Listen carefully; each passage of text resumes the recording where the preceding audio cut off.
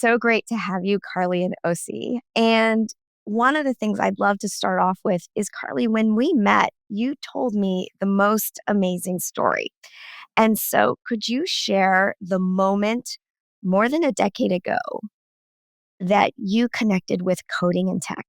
It all started because I just was really super curious about what was happening in the world. And by the way, I still feel that way, even more so today. And I think that's sort of what Kode With Klossy really is sort of a community of other people who are like-minded, who are really passionate and curious in a lot of directions. But I think that curiosity certainly led me to a coding class more than a decade ago. And that was sort of this initial entry point and catalyst into one, just learning how tech is built, software and hardware, how creative at its core it really is, and also how important it is that we have people of all lived experiences building with it, because technology is transforming our lives and our world, and certainly now more than ever. And so what I had realized a decade ago, and unfortunately is as real today, is that there is not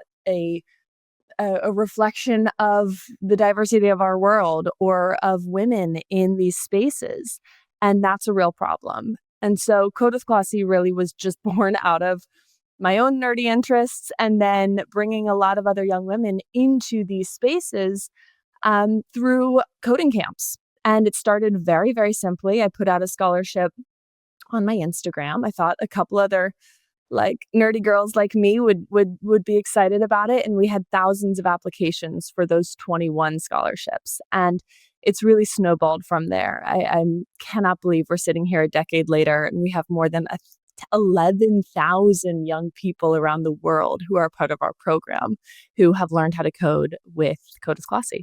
As you know, you're most famous for being a supermodel, and you had no need to learn to code. You chose to code because it's like cool to be a nerdy girl, but it's a cool skill to have. In the heart of Kode With Klossy is the success of the girls. And so, Osi, tell us a little bit about why you went from being this amazing tech executive to joining, and some of the success that the girls are having. It really does center on the success of our community members. That is sort of central to why we do this work, is to see them thrive and have purposeful careers in the world. So it's everybody from a young woman named Chloe, who's now a software engineer at MasterCard, who wrote her first lines of code in Kode With Klossy and found community and sense of possibility and a sense of agency that you described, and her ability to shape the world around her. It's folks like Mia, who is now actually a data science PhD, who also felt this call to connect a sense of making social impact in the world through her data science skills and her ability to use those skills to transform, again, communities in the world around her. And as you hear a lot of these stories from our community, you'll hear these sort of central pillars repeat themselves, right? Which is the idea that the members of our community view technology not in a vacuum, but really as a tool for creating change in the world. And so to see that repeated 11,000 times over is obviously really rewarding. And so now it's really a wonderful position to be in, to be able to align around sort of a purpose-driven body of work that sort of brings together all the intersections of my love of technology, my understanding that it can be a transformational tool, but then also an understanding of the lived experience, how there's headwinds in that process, and how we can be of service as an organization to make those headwinds less daunting.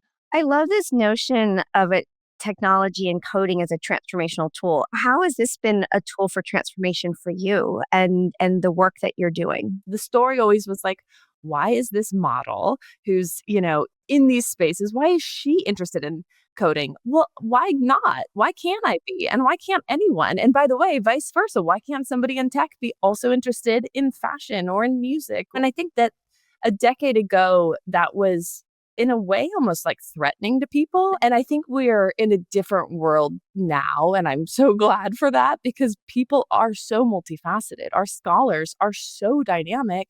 They're young people trying to find who they want to be in the world. And to me, what's so exciting about the even more sort of just rapid progress of and democratized access to tech tools is that you can use them in any way you want. Last night I was delayed on a flight, and I was playing around with like new AI deep research tools. So I was building a business model around like an idea that I had and just kicking it around. I've always loved, I think, business and the idea of like taking a seed of an idea and bringing it to life. And that's me. Not everybody is super entrepreneurial, and that's also okay. You can still get so much thrill out of these tools, and I think that's the whole point here, is that we're not exclusively at Kode With Klossy trying to make everyone go become an engineer. We're trying to open the eyes and apertures of our scholars to the just limitless potential of these tools and their opportunity to participate. We need them to be a part of helping shape the future, not only of tech, but, of all the spaces that they're going to go into. And Osi, maybe let me just push a little bit on a couple of the things that Karlie's mentioning. We have around 22-25% women taking computer science majors in the United States. That's an underwhelming representation of girls in women in computer science. And then that plays forward for these really important jobs, software engineers, product management, the things that you've done in your life. And so part of the original idea of coding and teaching that skill was to catch up on engineering. But now AI can do the coding levels for you. You can even vibe code. There are all these capabilities. So tell me a little bit about how you see evolving those skills and how the girls now, like, how do they think about this transformational tool and the broader set of technologies? And is it still important to learn to code? I love this. I was waiting to see how long in this conversation we would go without dropping vibe coding. I think just zooming out for a second and just to echo something that Karlie said, I think quite quickly in the evolution of Kode With Klossy, we realized that the value we were creating was not just in producing software engineers, but there was something crackling in our community outside of that. And there were many members of our community who didn't end up in those pathways, but we still felt like we had an impact and were successful. And so I just want to continue to echo this idea that what we are producing are a generation of young women, a generation of young people who see technology as a tool and are technologists and are lifelong learners around technology. And that is the output of our programming, not just the creation of engineers. And so as we think about AI, we fully embrace it for that reason, right? Because we're not threatened by the idea that maybe in the future we won't need as many software engineers, because that's not the core thesis of our work anyway. Then in terms of how we're helping and trying to coach our community through this moment as we are, working through this inflection point in this technology revolution, we want to create responsible builders and creators of AI, and we want to create critical and discerning users of AI. That duality is really important. One of the new tools we're introducing into our programming is this thing called the AI Compass, which is hopefully a companion tool that members of our community can use to sort of make these judgment calls around when should I use this tool to support an outcome that I'm trying to achieve. What then remains the skills that are important? And this is why I think, your work with the broken wrong is really powerful, because I think in many ways, the tools that become necessary are entrepreneurial skills, discernment skills around editorial and judgment and taste, right? If everybody is generating the same basic app using the same AI tools, then how do you have a breakthrough? How do you have innovation in a sea of lots of different generated apps, right? That requires you to have some sense of taste and judgment. So how do you develop that? That is a skill that is required. Or how do you have a sense of risk taking, right? When everybody, again, you're flattening and democratizing the skills, the spiky people and the people that are going to stand out in that field are going to be the people that have a good sense of risk assessment and the ability to take intelligent risk so there's a whole set of new, what I would call more entrepreneurial skills that I think are where we need to develop as some of these skills become democratized. And I think the last part of your question was, do you need to learn to code if you can just have it generated for you? And my answer is yes, because learning to code is more than just writing code. You are learning computational thinking. You are learning how to take a big problem and decompose it. You are learning how to find patterns and create abstraction. You are learning how to define algorithms. So you are learning lots of different skills that can then be applied to being a great marketer or being a great salesperson or being a great doctor, because now you can think in big ways and find patterns and problem solve. Karlie, what's your take on the concision of all these different capabilities, as well as some of these, quote, soft skills like entrepreneurialism next to hard skills like coding? Part of what we're really providing at Kode with Klossy is an experiential space to explore who you want to be, thinking about the whole person and supporting them in the moment in life that they're in. Our programs are for 13 to 18-year-old young women and gender-expansive teens. So they're in a really critical moment of trying to find who they want to become, and get out of their own head. And I think part of, what is so powerful and what we really see is this confidence that's built, this deep connection with their peers, this sort of leadership, this near peer leadership opportunity. We have many of our alumni come back as instructor assistants and actually help teach and implement the programs. So there's so much that's happening beyond just technical skills. We also care deeply about whatever the jobs in the highly technical spaces are. We want to be equipping a pipeline of talent who will be qualified for those spaces, right? So of our 11,000 young people who have, alumni of our programs, 70% of them who are in college major or minor in computer science. The national average is that 4% of women are pursuing those degrees. So we're incredibly proud of that particular outcome. Karlie and Osi, 11,000 graduates. Tell me a little bit about who those women are. And obviously, many of them have gone on to higher ed or are in the workforce. We have 11,000 young people in over 105 countries. 80% of them identify as people of color. When they joined us, about 40% of them indicated that they qualified for free and reduced lunch, which, as you know, is an indicator of socioeconomic needs. 25 languages at least are spoken in different homes across our community, or in all 50 states approximately, probably missing Hawaii. But we just have this real tapestry of what America and the world looks like within our community. And we're really grateful for that collection of lived experiences. And then as far as just, near-term outcomes, we've been able to see that among the people in our community who are of college age, about 70% of them go on to get computer science majors or minors. I think what we're hitting is a really core point, which is a traditional linear way is you go to school, you have a series of formal classes, you choose what to do, and that kind of determines your career potential. And I love the idea of saying that's not the way the world works. Certainly not anymore. It doesn't work that way. It doesn't need to be that way. You're not limited by choices you made, young or older. And to me, this is like really amazing. So one of the things we've all three of us talked about is that 50% of your lifetime earnings comes from experience capital. And the other 50% comes from what you learn in formal school. So in my mind, if you learned computer science in school, fabulous. If you learn technology acumen and ethics in school, fabulous. Or you can learn it as experience capital. I mean, that's what you did, Karlie. You're like evidence of that. And that's power. Part of what is really both fun and celebratory about reaching a 10-year milestone in our work is that we can reflect on the impact we've had and the opportunity to massively increase that impact.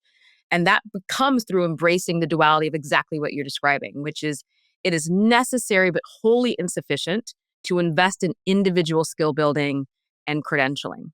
You also need to examine the conditions for success that exist or don't exist, and specifically exist or don't exist within corporate spaces.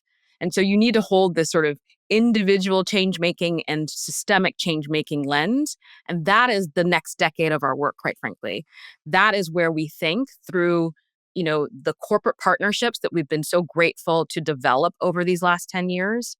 Through that partnership, that is the processes, the practices, the policies that we hope in partnership with like-minded, values-aligned companies, we can start to change. Because you're absolutely right. And your research on the broken rungs, sort of this phenomenon of young women not being promoted into their first manager role at the same rate as their male peers, that phenomenon is sitting right in front of where our young people in our community are about to be. And so as we pivot our lens of impact to how do we support our 18 plus community, again, is now the majority of our community, workforce and corporate culture and the systems and structures that prevent women from continuing on that journey of agency and success are absolutely within the realm of the scope of impact we want to have for the next 10 years. I mean, Lareina, what you are championing, exactly this point and these problems that continue to exist and are perpetuated. The first step to a solution is bringing it into the light. And you are doing that. I think when you captured it, just the idea is it's not just learning the technical capabilities of being able to code or use AI tools. It's the conjunction of the mindset shift. Yes. That's the aha and the magic. And maybe just to ask you what you think, a lot of people feel like jobs and opportunities are a young person's game. What if I am, a 50-year-old woman, a 42-year-old woman, or a 45-year-old man, and I'm saying I need to participate in this? What advice or thoughts would you have about building technical skills? I mean, we're all in this boat, right? I am of all the ages you mentioned. I'm actually 47, if we're going to put it on the record. But I got a computer science degree, and that was not the magic unlock. That's not going to help me in this moment of AI change, right? So I also have to go back to the drawing board and relearn skills. But I have the benefit of having a technical foundation and the confidence to not be scared to meet this moment. Courage is the input and confidence is the output of your experiential learning. I think the other piece is exactly what I said, which is so much of the foundation of our pedagogy is you have to do it, right? You can't talk about it in the abstract. Project-based learning allows you to get your hands dirty. And so part of this is just trying something in your life. You could be a mom who's got to organize all the 1,000 emails you get from the school every day about something happening with your child. Try to use AI to solve a real problem that you are personally having. And I think that personalizing the learning journey, which is, again, something we have learned through our programming, is really important. Karlie, what do you tell people who are in creative industries who are scared of AI and technology and sort of being disintermediated? How do you help them, or how do you think about that? I acquired ID Magazine about a year and a half ago, and we have tried to be really first principles in thinking about how we rebuild certain parts of the business. There's a lot of antiquated aspects that are not protecting and preserving creative integrity. To me, what I think matters is how do we utilize technology to preserve and protect the humanity, the creativity, that. How do we use technology to only further unlock that? I think people's innate sort of reaction is fear, but I think that's that you're only going to sort of get left behind. And I think for me, what I care deeply about is how do we use technology, because it's happening. AI is happening. How do we use it to further unlock our human potential? And I think there is a question though too of where do we want to draw the line? I'm a model. Somebody could take my physical IP and turn it into an image and sell against that. How do I feel about that?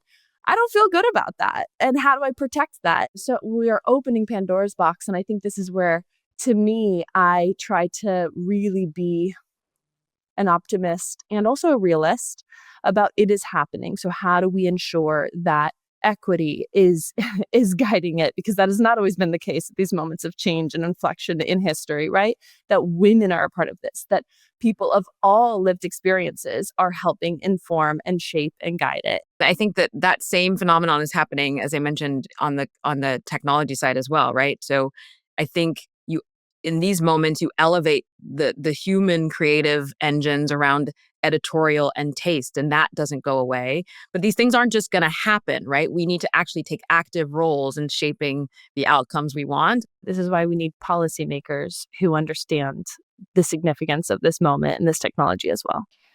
I hear so much urgency in both of your voices, and certainly in what you're saying. The typical question would be, in 10 years from now, what would you like to see? But 10 years is so far. In the next 2 years, what is it you would love to see? Give us a sense of what you see around the corner, leveraging all these technologies, putting Kode With Klossy forward, or some of your entrepreneurial activities. I think in 2 years, at least just from the Kode With Klossy work, I hope that we've made inroads, as I described, with some of our corporate partners around some of that structural change, specifically thinking about things around how we focus on retention of women in the workplace around that broken rung phenomenon. So have we created policies, programs, and practices to try to diffuse some of that innate inequity in how we're thinking about that particular process? I think that is such a concrete, specific thing that feels achievable with like-minded, ambitious companies to try to address. And then, for us, as again, we think about the next 10 years about our organization, we're looking to the 70% of our community that's now 18 years and older,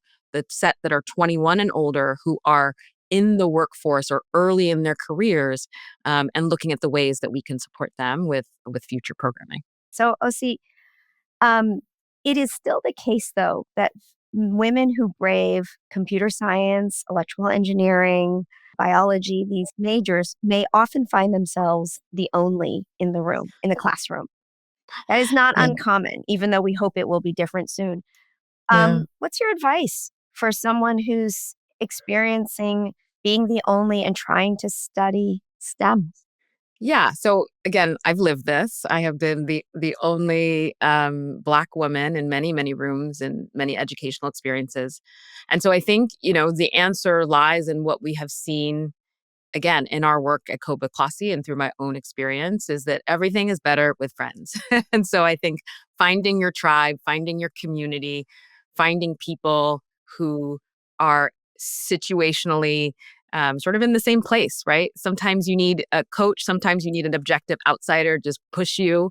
But I think that doing these things with others who are similarly ambitious, similarly excited about technology makes everything better. And Karlie, you grew up in St. Louis, and most people think of your career starting when you were 15 and you became a model.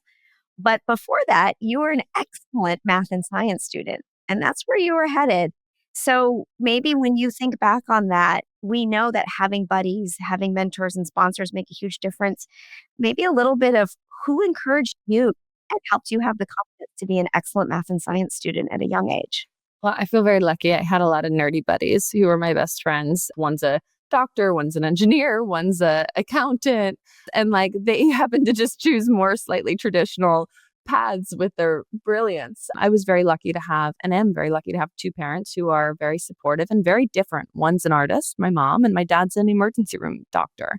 So I always had this sort of, I think fascination, really more so with the sciences. It's funny, I ended up in a creative field. And even today, I'm actually still ongoing at NYU taking classes just because I love to learn. And they are not going to open up any career opportunities for me, I think, at this point in my life. But that doesn't matter to me. I love to be exposed to, to learning and in so many different spaces. I love to find other people and surround myself with like-minded people. Nerdy girls unite. Let's do it. I love that, nerdy girls. Karlie, McKinsey, you know us well. We spend a lot of time advising those business leaders that you spend time with as well. And we are thinking a lot about AI. Give us some advice on how we participate in the AI transformation over the next couple of years. Well, I love that you're asking us for advice. Again, I have a high school education, but I'll give you a 2 cents, I guess. I think embrace this moment. I think, again, there can be a lot of fear in all companies. I think the opportunity is yours to actually just take your work to a whole other level. Osi, same question. Give us some advice Yeah. at McKinsey. Challenge us. As a leader, when you are asking your team to do things, it is always best if you don't ask your team to do things you aren't doing. So I would say, move away from just AI mandates to creating your own personal AI mastery as a leader. Like, show your team the transformation you are asking them to make. And can you sort of put your proverbial money where your mouth is? That would be my main advice, is I think it's really a leadership question in this moment, is how are leaders galvanizing and creating the conditions for the workforce to be transformed. Thank you both so much for this time. So much fun. Thank you. I'm so appreciative of all your support in so many ways and inspired by all that you're doing. So thank you for having us.